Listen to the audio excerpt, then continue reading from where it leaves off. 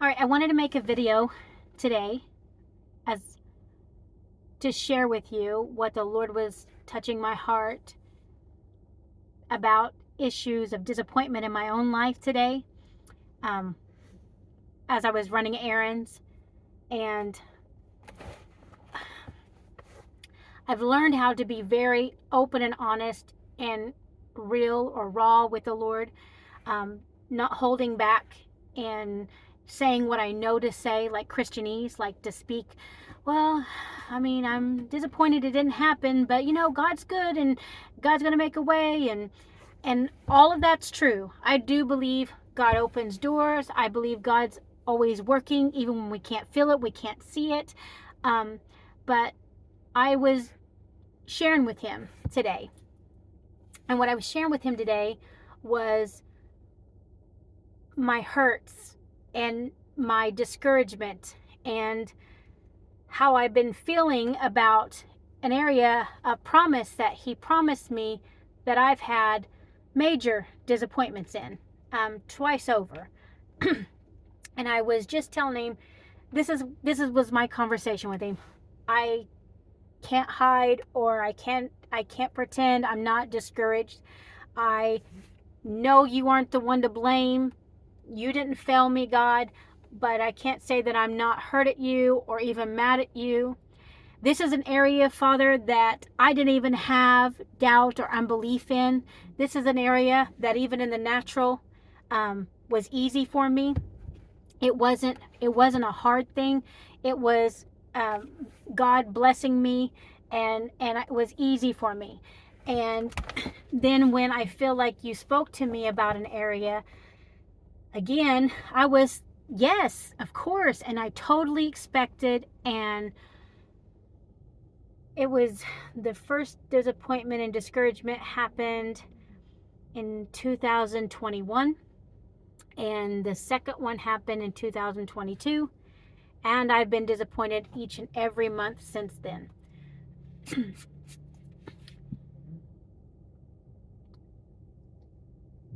I'm wondering whether I'm going to share a little bit about it.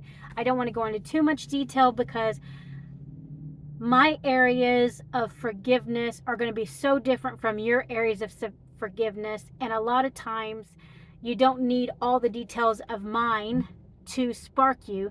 When you're listening to me talk to you, or you're listening to somebody talk to you, look inside and see those areas of discouragement and hurt for yourself, because we're different. The desires of my heart are not the desires of your heart, and the things that you have experienced are not the things that I experienced. So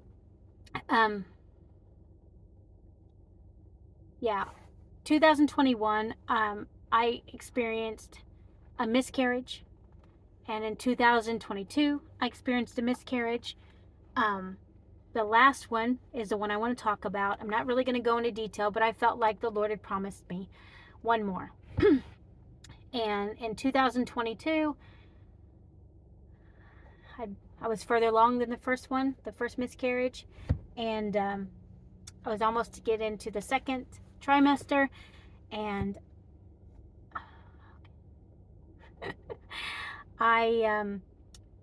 this is where he did with me today. And then I want to talk to you about you. I picked up I have two sets of kids. I have two that are older, they're in their 20s, and then I started all over with two young ones. I have a 6-year-old and a 4-year-old. Now, it was a 6-year-old I picked up, and so that was 2 years ago. So he was 4? I picked him up to take him to the bathroom. I was pregnant. When I woke up that morning, I was cramping, and I miscarried. It's hard. It was hard for me, and I'm still, when I feel sad and things, I didn't used to, and even when I was in toxic faith and confessing over myself, like, oh no, God will just replace, and la la la la, and it's okay. It wasn't okay, and I had a good friend help me to say, hey, it was a loss. You need to grieve that. And so when I have sad moments about it, I let myself be sad, and I don't judge myself. I learned that in the healing journey. Anyway, I was talking to the Lord about all of that.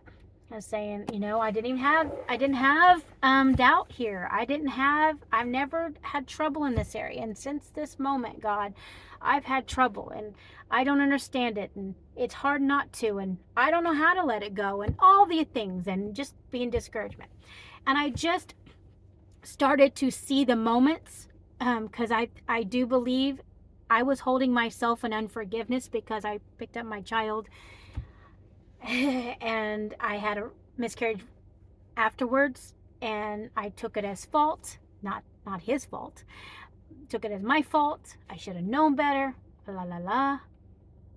But actually, that's what I want to talk to you about. Is what I felt like the Lord was healing my heart about. I have had 2 years to process this. And what I want to say to you is what the Lord showed me. I knew what I knew back then. And I saw myself. I had these scriptures for the baby, and I was confessing over the baby. I was confessing over their life. I was watching videos. I was encouraging myself. I know most people think I'd be crazy because I'm older and wanting to have a child again, but I was learning to push past what people thought and do what my heart's desire. And I felt like what God's heart's desire was for me and my family. I also, when I started miscarrying, I went to a prayer meeting and got prayed for. I was doing things. I was praying and believing and begging and the whole works. And I was doing the best I could in the faith I had, because a lot of times I was like, I just couldn't stop it. I couldn't stop it. My faith couldn't stop it. So on this errand, I was listening to some music and I was just pouring out to the Lord, and I was crying and just letting him have that time with me. And I saw myself doing the best I knew how to do in that moment. And I had been holding myself to this ridiculous high standard, like, well, if you had more faith, you could have held on to it. And almost where I had started to doubt, or even have doubt even in my own ability to get pregnant. I like I said, I've never had trouble in that area. And I just let the Lord heal me in this area. But it was in that I saw me. I was holding myself to this judgmental, angry, frustrated version, that when I really looked back with the eyes of God and I saw my past self, or saw those memories of me trying and doing the best I knew how to do, I saw myself with love, and I was like, I did everything I could do. I wanted her just the same as I want her today. I believe it was a little girl. And I wanted her. How much more could I do? And then the way I was judging myself was from this standpoint, like, well, you could have done this in faith, and you could have done this in faith, and shouldn't you have called on others, and all this. Look, we did what we knew to do in the moment, the best we knew how to do. I am not the same person 2 years of processing it, right? You're not the same person that you were when you were going through that situation. Now I want to talk about you.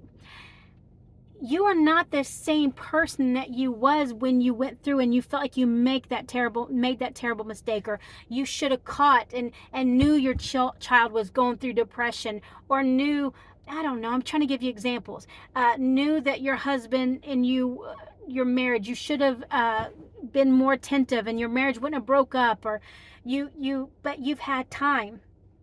You've been healing. You've had processing. You can actually look in hindsight out of the pressure cooker of the situation and say, I should have done this. I could have done this. Why didn't I? And you could beat yourself up. But that's the past you, and you had the skills. You had the knowledge that you had then. You have more knowledge and you have more learning than you had today than you had back then. And you need to give yourself grace and let yourself go. You can't judge yourself for where you are now, what you know now, what you should have done and would have done better now. You have grown. You are in a pressurized situation. Sometimes we make silly choices because fear's pushing us and those things. There has to be somebody. You have to be think about yourself like you think about anybody else. Would you talk to somebody like you talk to yourself? Would you tell that person, hey, don't ever forgive yourself because you should have known better? No, you would probably not do that.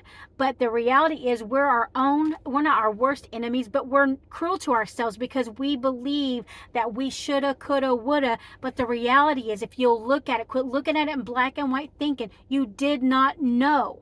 Well, I should have known. Well, shoulda, coulda, woulda, you didn't. You didn't.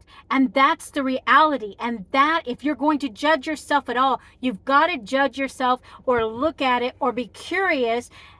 I prefer curious or compassionate to see, I had this information.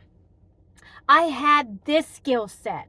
I did not have that information until months later or years later. You have to see yourself through truth. You have to see yourself through grace. You are not the same person you was when that situation happened. You are not the same person. And if you truly look at it, you did the best you could do. Okay? Sometimes just crap happens. You did the best with what you knew to do. You gotta look at it. If you knew better, now you know better. You would do better. You would do the situation totally different. That is wonderful. You've got growth. You're a different person. But today, let yourself go. It's time to forgive yourself. It's time to quit holding yourself hostage. It's time to release yourself and to see yourself with grace and to see that girl back then or that man back then did the best they knew how to do, and they've grown since then. They've learned since then. They're not walking back in those things. They're not. You learned your lesson because of the things you had to walk through. You have to start celebrating these things and seeing that you are totally different. And when you have the knowledge you have, how could you prevent or stop or do it? You couldn't. You did with what knowledge you have. Now you know more. And this is beautiful. You know more, you can apply that. You have to have grace for yourself.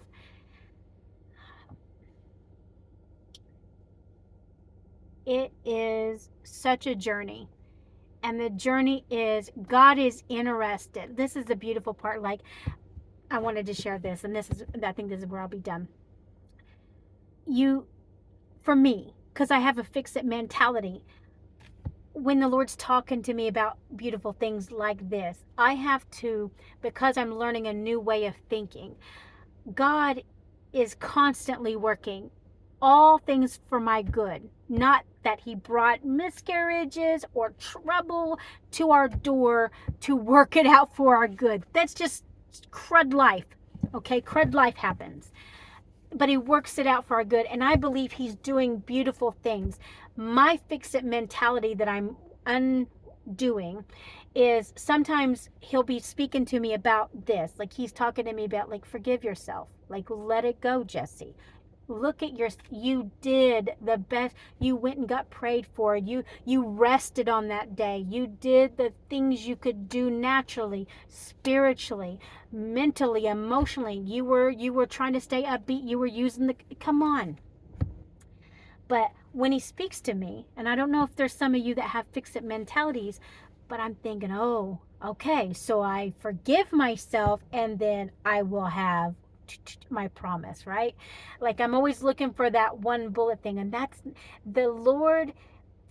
He's all about those promises. He wants according to his word, his promises are yes and amen. According to his word, your desires, he wants the desires of your heart in your life more than you even want them, okay?